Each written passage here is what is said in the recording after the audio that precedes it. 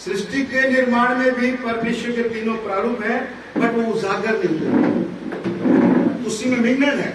आप ध्यान से सुनिएगा, उसी में परमेश्वर का जो प्रारूप है, तीनों प्रारूप है, मिंगल है उसी के अंदर, सृष्टि के शुरुआत में। लेकिन वो पिता पुत्र पवित्र आत्मा के रूप में नहीं है, कुछ और रूप में है, वो मिंगल है। कैसे बताऊं आपको? जेनेसिस सबसे पहले ध्यान दीजिए, परमेश्वर जो है वो उसके पास क्या है? उसके पास इच्छा है, योजना है, भावना है। इस तीन चीजें उसके पास में है। वो प्लान करता है, वो इच्छा करता है, योजना करता है, लेकिन बनाने का कुछ और विधि है और सोचने का कुछ और विधि है, मैंने निरीक्षण करने का। ध्यान से सुनिएगा कि परमेश्वर है और सृजन करता जो चीजों को मैंने सोचता है और जो उनके लिए इच्छा रखता है, भावना रखता है। अब उत्पत्ति 2:1-2 में लिखा है। उत्पत्ति 1:2 पे पढ़ेगा, पहली किताब को पढ़ सकते शुरू में ही। और पृथ्वी बेडौल और सुनसान पड़ी थी और गहरे जल के ऊपर अंधेरा था, तब परमेश्वर का आत्मा जल के ऊपर मंडराता था। अब सुनिए, अब कौन सा है? एक प्रारूप क्या मिला? आत्मा। ठीक है, परमेश्वर का आत्मा उस जल पे उसमें मंडरा रहा था, निरीक्षण कर रहा था। वो पूर्वानुमान करता है, परमेश्वर का आत्मा पूर्वानुमान करता है चीजों का, हर चीजों का पूर्वानुमान करता है। वो देखा कि वहां पर क्या अनुमान लगाया उसने कि वहां पर क्या था?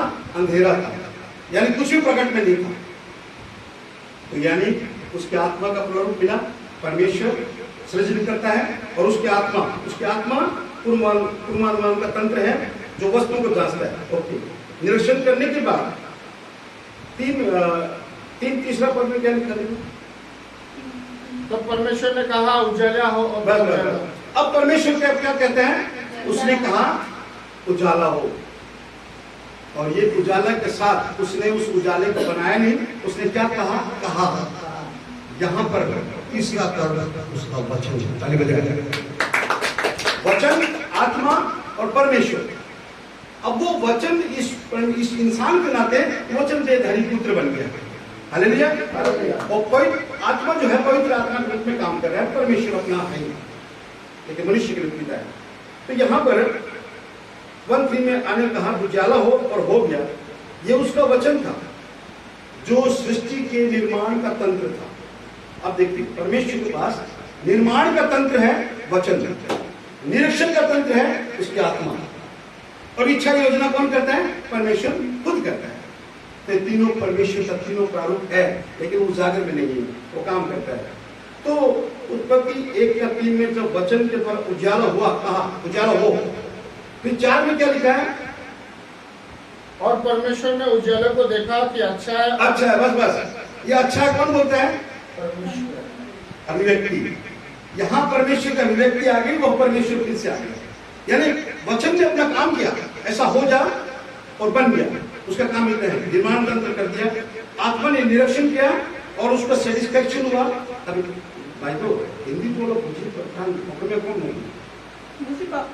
ओके, तो ईश्वर निजो अभिव्यक्ति को इसे तो बहुत भाव इसे जे वस्तु बोलो हमसे भाव के ईश्वर। ठीक है, तो यहाँ पर आप लोग एक प्रश्न मेरे से कर सकते हो कि परमेश्वर क्या बोले जे उजाला हो एटू कोण ईश्वर कैसे, और एटा कैसे भाला से एटू ईश्वर कैसे, दुइटाई कथा को ईश्वर कैसे, दोनों वाक्य तो परमेश्वर बोलता है। तो फिर कौन सा वचन है, कौन सा क्या है? बात आगे नहीं, दोनों तो ईश्वर के मुंह से निकला है। अब देखिए फर्क क्या है। निर्माण कार्य में परमेश्वर का वचन आदेशात्मक है, आदेशात्मक है, ऐसा हो जाए। कुरान में भी लिखा है कि जब मरियम बोलती है, मरियम बोलते कहने को बोल रहा हो वो बच्चा हो मुंह तो पूरी मानू तो आदि लोग को टच करा नहीं कहने को हो करे तब लिखा से ईश्वर जितना कोई दिए, अल्लाह जितना कोई दिया हो जाए। तो यहाँ पर उसका कहना कमांड है। यीशु मसीह को वचन के रूप में कमांड है, और कमांड से चीजें बनती है, और जो बोलते हैं ना वही ईश्वर कहते हैं अच्छा है, वो उसका सेटिस्फेक्शन। हालेलुया। और यही चीज, ये तीनों चीज आपको वहां पे मिलेगा। कहाँ मिलेगा? यीशु का बपतिस्मा में। जब यीशु मसीह वचन देहधारी हो गया, शरीर बन गया, तो लोग कहते हैं कि ईश्वर कहता है उस समय कि मेरा प्रिय पुत्र है, फिर वो खुद बोल रहा है। वचन तो देना ही हो गया, लेकिन वो खुद परमेश्वर है। वो जो इच्छा की योजना रखने वाला परमेश्वर है, वो वचन वाला जो कमांड है, वो तो वचन इंसान बन गया, वो तो पुत्र बन गया। लेकिन परमेश्वर का अभिव्यक्ति एनी टाइम है, क्योंकि पर्सन एज ए पर्सन उसकी आइडेंटिटी परमेश्वर की अलग है। तीसरे बोलता है मेरा प्रिय पुत्र है, मैं इसे पसंद हूं। तो यहाँ पर वचन को और परमेश्वर का सैटिस्फैक्शन, दोनों बातों को ध्यान देना बहुत जरूरी है। तो सृष्टि निर्माण के समय परमेश्वर की इच्छा भावना